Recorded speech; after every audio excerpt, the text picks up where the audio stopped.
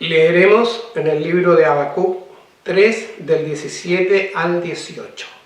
Dice lo siguiente: aunque la higuera no florezca, ni en las vides haya frutos, aunque falte el producto del olivo y los labrados no den mantenimiento, y las ovejas sean quitadas de la majada, y no haya vacas en los corrales, con todo yo me alegraré en Jehová, y me gozaré en el Dios de mi salvación.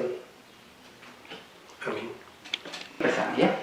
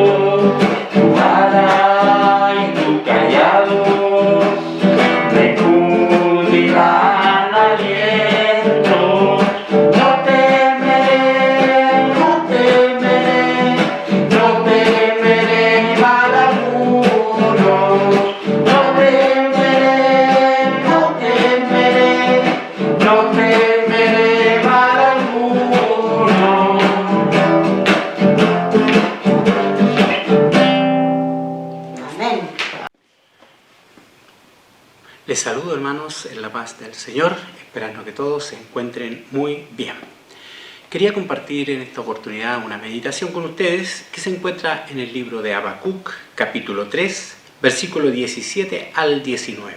Dice así la palabra de Dios: aunque la higuera no florezca, ni en las vides haya fruto, aunque falte el producto del olivo, y los labrados no den mantenimiento, y las ovejas sean quitadas de la majada, y no haya vacas en los corrales, con todo yo me alegraré en Jehová, y me gozaré en el Dios de mi salvación.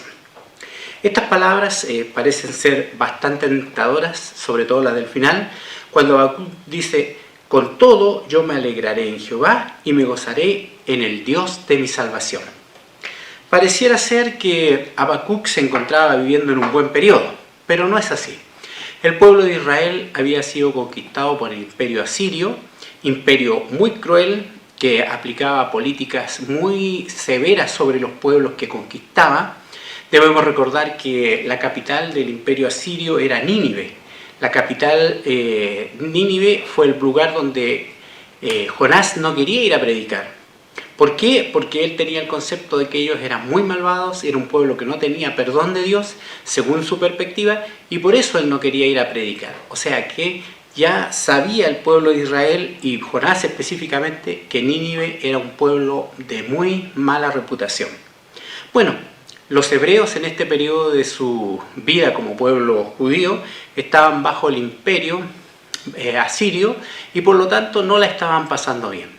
Muchos de sus bienes habían sido conquistados por el imperio que había llegado hasta este lugar y se había hecho dueño de todos los terrenos de todos estos países.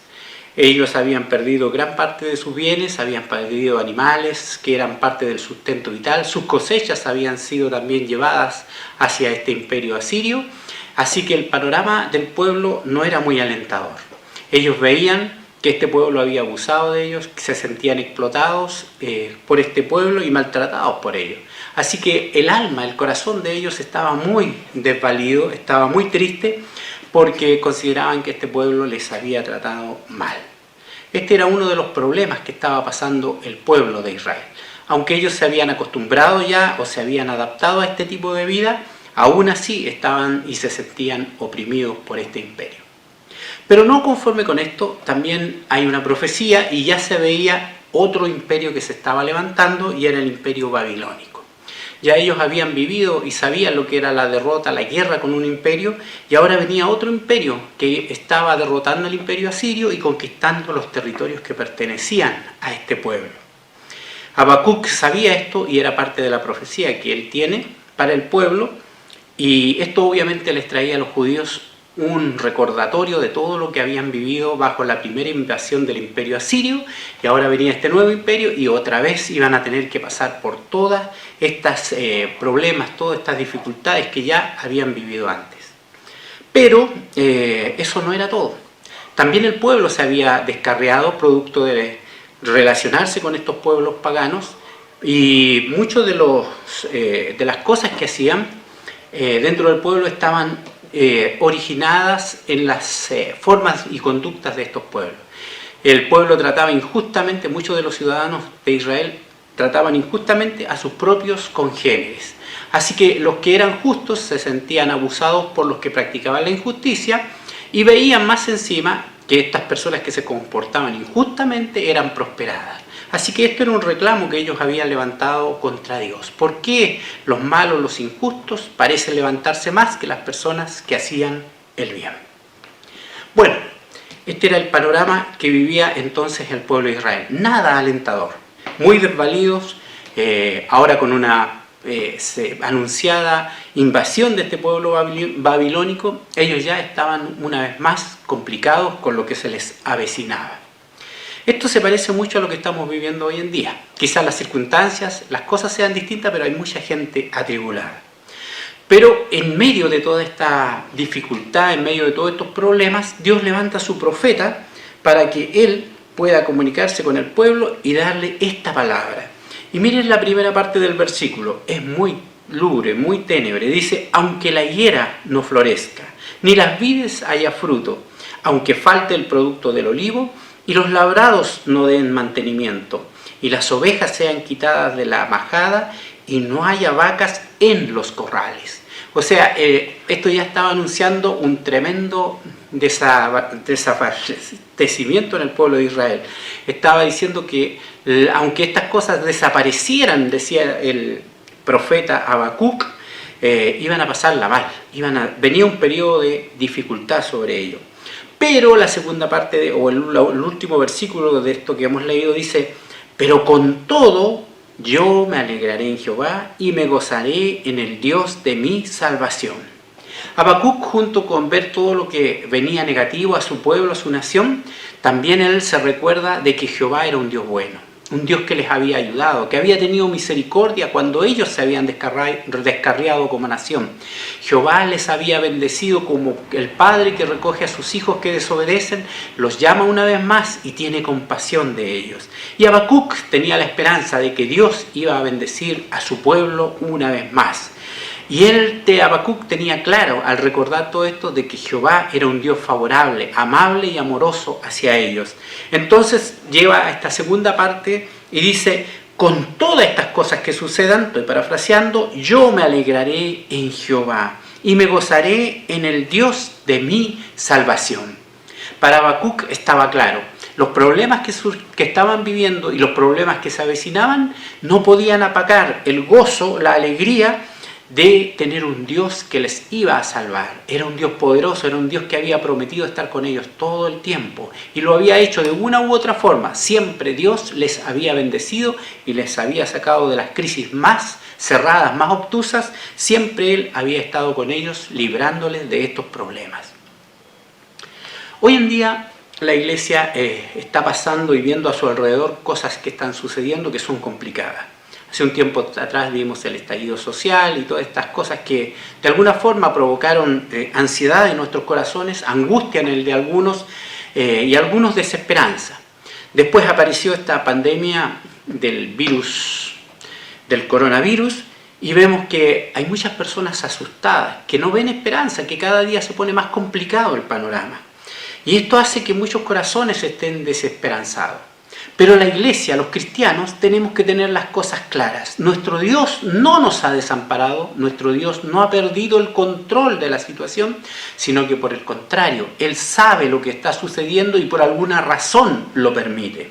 Y nosotros, los que somos cristianos, no debemos asustarnos al igual que las personas que no tienen esperanza, sino que por el contrario, debemos gozarnos y alegrarnos porque tenemos un Dios poderoso que ha actuado y cada vez que ha prometido estar con sus hijos, ha estado con ellos. La promesa para nosotros es: yo estaré con vosotros todos los días hasta el fin del mundo. Él nos ha prometido darnos la vida eterna, nos ha prometido ir a preparar lugar y también ha prometido volver por nosotros para llevarnos y estar junto a Él. Estas son promesas que debieran alegrarnos. A veces nosotros ponemos nuestros ojos en las cosas que están a nuestro alrededor y como que todo eso es nuestra esperanza de alegría y de gozo. Y cuando esto empieza a decrecer o empieza a desaparecer, también nuestra alegría empieza a desaparecer. Pero en estos momentos, hermanos, yo les invito a que cuando todo a nuestro alrededor parece desesperanzador, volvamos nuestros ojos, levantemos nuestra cabeza hacia nuestro Señor, que está hablándonos. Él está cercano a nosotros. Él ha prometido estar con nosotros, con su pueblo, todos los días hasta el fin del mundo, y Él cumplirá su promesa. Él ha prometido llevarnos, darnos una vida eterna y preparar un lugar para nosotros. Y debemos gozarnos en esta esperanza. Nuestro corazón debe estar sólido como cristianos. Nuestra fe, si realmente la tenemos en nuestros corazones, debe mantenernos firmes, porque el Señor que hizo todo esto en favor nuestro era un Dios poderoso. La obra que Cristo realizó en la cruz del Calvario en favor nuestro es saludable y es fuerte para mantenerse a través de las edades. Sus promesas están vigentes y su cuidado está constantemente a nuestro alrededor. Entonces, si nosotros entendemos esto, debemos estar igual que el profeta Habacuc, confiado en que Dios va a levantar a su pueblo, que Dios va a cuidar de su pueblo. Entonces, así como el profeta Habacuc, también podemos dar un mensaje de esperanza a las personas que están a nuestro alrededor. ¿Y qué mejor que llevarles el mensaje del Evangelio? Hay personas que están asustadas, hay vecinos, amigos que de una u otra forma se topan o conversan con nosotros y que necesitan un mensaje de salvación. ¿Dónde estamos nosotros entonces parados? ¿Estamos igual que ellos, atemorizados, asustados? ¿Vemos cómo esto que sucede a nuestro alrededor nos atemoriza? No debiera ser así, sino que por el contrario, debiera nuestro corazón, nuestra alma, estar mirando por los ojos de la fe a nuestro Salvador. Y puesto nuestros ojos en Él, podemos, al igual que el profeta Habacuc, dar un mensaje de esperanza en medio de esta situación difícil que tiene atribulada y atemorizada las almas de muchas personas. Entonces podemos decir, con todo esto que sucede a nuestro alrededor, estallido social, coronavirus y lo que pueda venir, yo me alegraré en Jehová y me gozaré en el Dios de mi salvación. Ahí es donde debe estar nuestro regocijo, es ahí donde deben estar puestos nuestros ojos. Y nuestra voz debe alzarse para llevarle aliento, así como Habacuc llevó aliento al pueblo, así nosotros llevarle aliento también a las personas que están a nuestro alrededor. Te invito, hermano, a que compartas las buenas nuevas de salvación con tus vecinos, que compartas el mensaje de misericordia de Cristo con tus vecinos, con las personas que están sufriendo o están angustiadas en estos momentos. Es nuestra responsabilidad como cristianos levantar la voz del Señor en esta época de desesperanza.